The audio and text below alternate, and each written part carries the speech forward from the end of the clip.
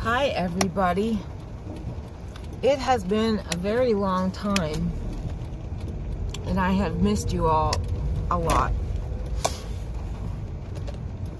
I want to first, before I say anything, thank you all from the bottom of my heart for all your kindness, support, prayers, reaching out, cards, messages, emails, comments,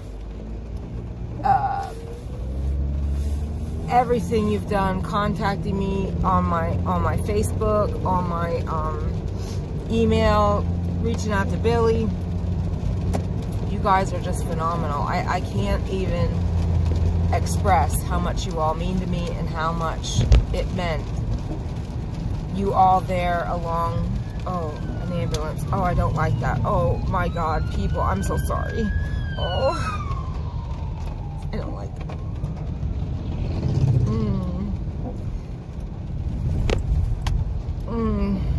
I don't like that. I never did before, now it's even worse. It's harder to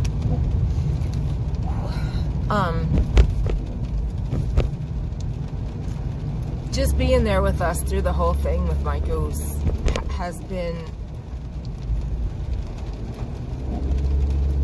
more appreciated than I can express, than we can express. Even Goosey loved the fact, you know, she was always like, I was telling her the comments and stuff, and she's like, oh, she was so happy.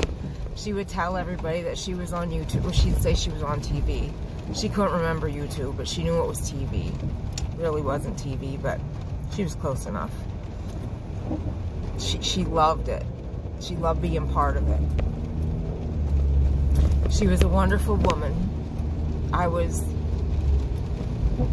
more than blessed and more than grateful that that beautiful soul was my mother.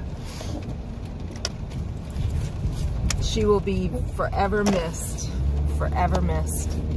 But she's with my grandfather and all my fur babies, and like I told her, one day we'll be together. You just wait for me, and I'll be up there.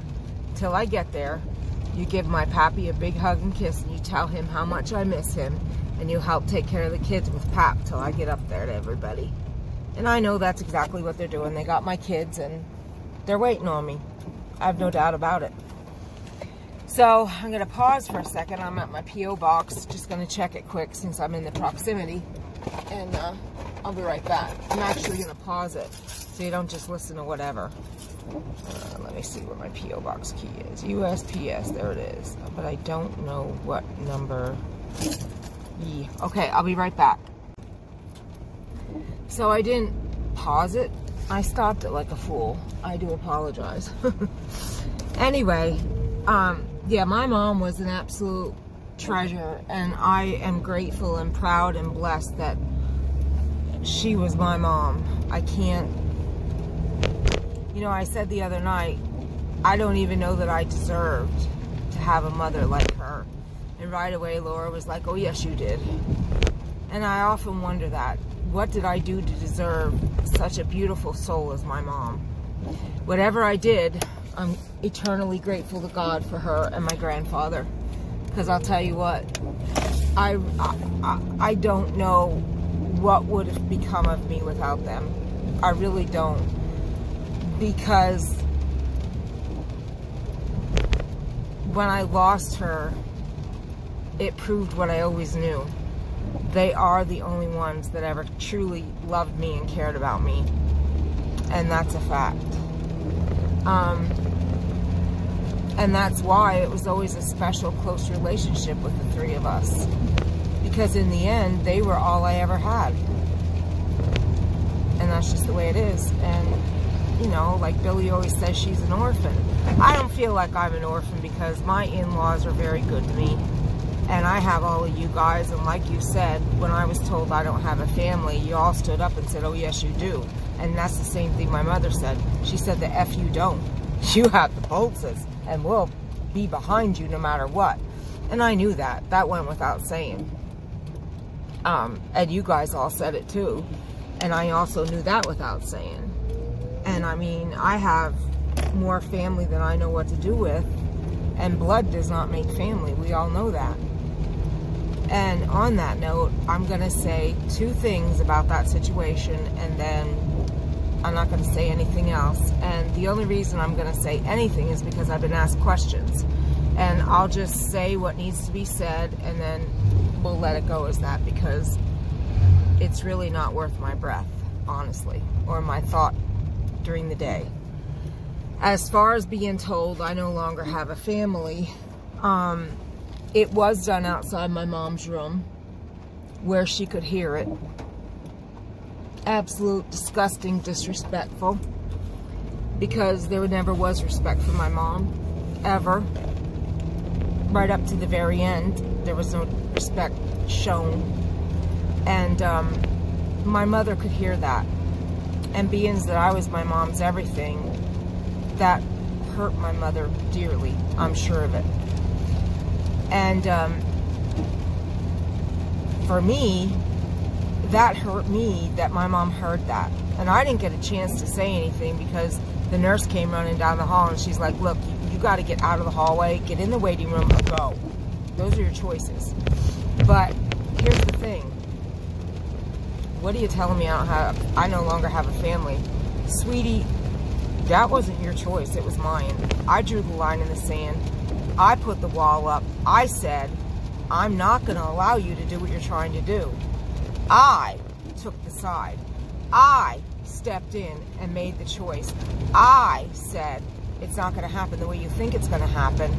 And I stood beside the one I loved, and I went to her defense, and I took care of her and protected her. What are you telling me I don't have a family for? Baby girl, I made the choice, not you. Don't tell me I don't have a family. I've already determined that. You're not anybody I give a shit about. What do you think, I'm going to lose sleep over it? I don't get the rational.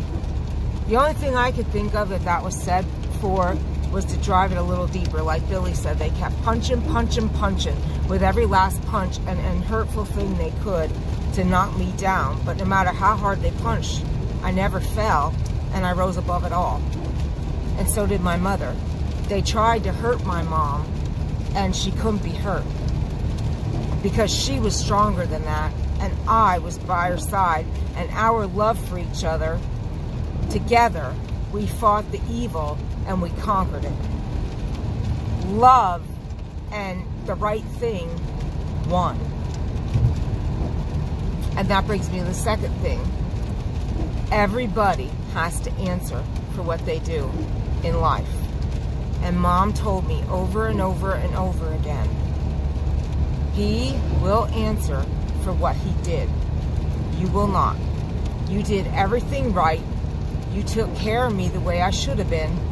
You loved me and you listened to me and you didn't hurt me. He did. He will pay, not you.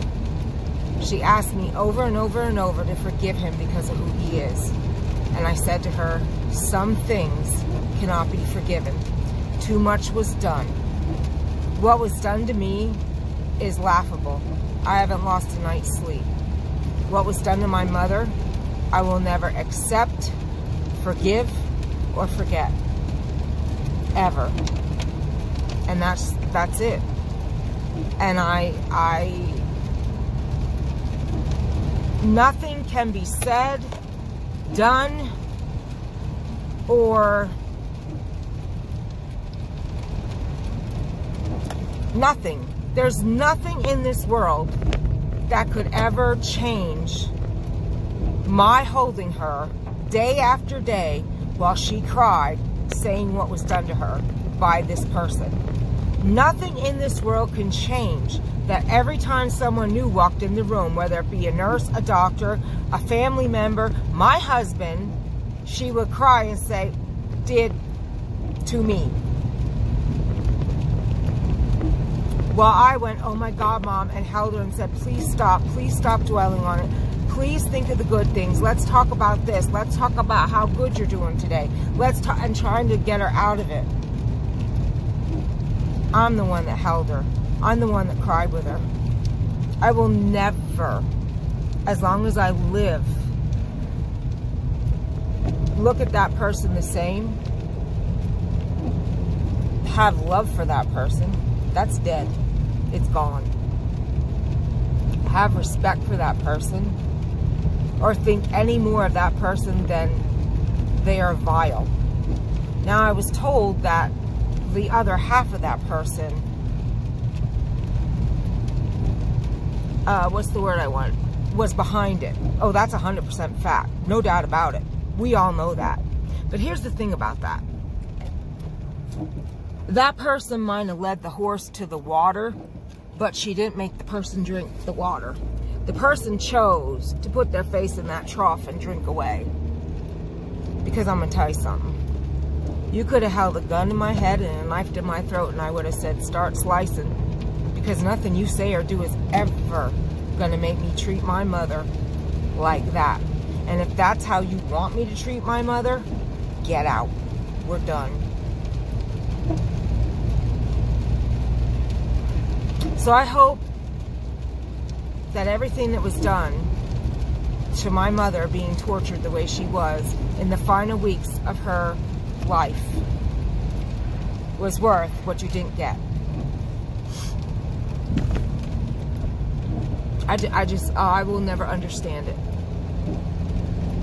So, I answered the questions and I directed the answers, if that makes any sense.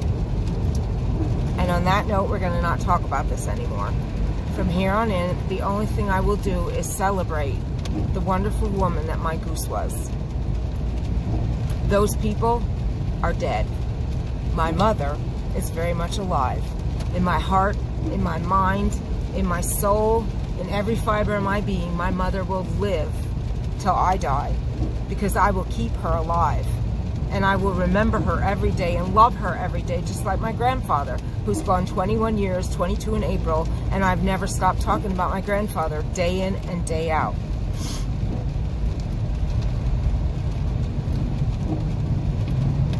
And again, you guys have been instrumental in helping me through one of the hardest, roughest times in my life. I mean, if I didn't have Billy some days, I don't know what I would have done. I really don't know what I would have done.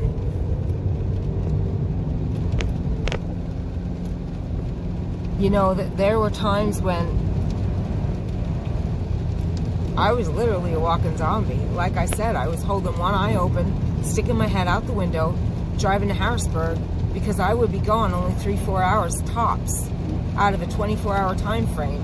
Long enough to come home, sit in my chair and get a nap for an hour, hour and a half maximum, get a shower, and turn around and go back. I would be hitting Harrisburg, and the nurses would be on the phone. Ruth wants to know when you're coming back, and I'd be like, I just hit Harrisburg, I'll be right there. I just hit a water puddle, it scared me. I hate driving in the rain. And, you know, she didn't want me to go anywhere. And she didn't want me to leave, but she wanted me to get sleep, but she didn't want me to leave. You know, I was there more than I was anywhere. And then when she went to rehab in Carlisle, I was there with the cot. They brought the cot in for me. And you know what, guys? I'd give anything to be there right now with her. Did I want to stay in a hospital in a hard-back chair, not my cushy, lovey chair that I love so much, having a sore back and sleeping like this, straight up, day in and day out? Heck to the no. But I was with my mom. And I spent, even though it was therapy and nurses and doctors, and I still spent a wonderful 2 weeks with my mother. 2.5 weeks, was it? 2 weeks, 2.5 weeks. And I've never been so proud of somebody in all my life as I was watching my mom come back from that and fight harder than I've ever seen anybody fight in their life, and determined. And it was like Billy said, she's going to show everybody this chick ain't done. And I'm gonna do what I set out to do, and I'm gonna do it the way I want to do it. And she did. She said what she was gonna do the last time she had a visit. She laid it on the line what she was gonna do, and she made sure she did. And that's a fact. I was told by mother, And I was told by the person she told it to. I was told by the neighbor. She pre-warned the person what was happening. They knew. And she made sure she did it.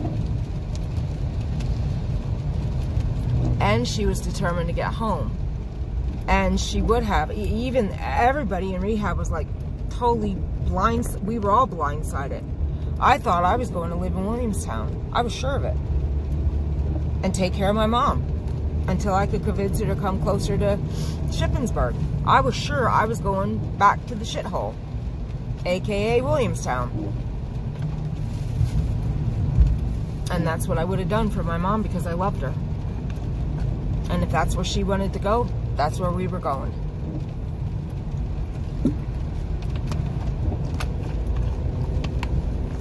And I will also tell you that I asked them before the Carlisle thing was sealed, and I asked my mom, do you want to see if there's any rehab? Because she had a physical therapist she really liked down there. I guess it was in Lycans, I don't know. Do you want to see if there's any rehab close to Williamstown, to your house? And I'll just stay at the house, and I could still be with you every day at rehab. And she's like, no, I'll go to Carlisle, that's fine. So I was willing to do whatever made Mom happy. If that's what Mom wanted, then that's what we were going to do. Period, end of conversation. I'm looking right now at where my husband works. Let's see. I don't think I can flip this camera. Maybe I can. Hold on. Let me try. I never did this before. Oh, I'm on selfie. Let me see if I can. I don't know what this does. Can't zoom in or out. Okay, so let me pause and try and flip. Okay, so I'm sitting in front of my mailbox in my driveway, and if you look, let me see if I can. That's one of the cells they're building at the landfill. Right there's where my husband works. Like, I can look out the kitchen window and I can see my husband if he's up there in the machine. In fact, that yellow machine sitting there might be my husband. I'm not exactly sure. See that yellow machine? He drives one. Actually, his machine might be bigger. But yeah, right there's where my hubby works. Now these people coming here, they're the ones that work in the office. That's not anything to do with Wynn. But yeah, that's where my husband works. I'll take you up the drive. No, I won't. He has junk laying all over. I told him to clean up the porch and he didn't listen. I won't take you up the driveway. But I'm going to go in the house. My kids have been alone since 9 this morning. I'm going to take care of my kidlets, and then I'll get back on to show you what I got chopping today. Alright guys, I'll be back. Until then, I will bid you adieu, and I will talk to you soon.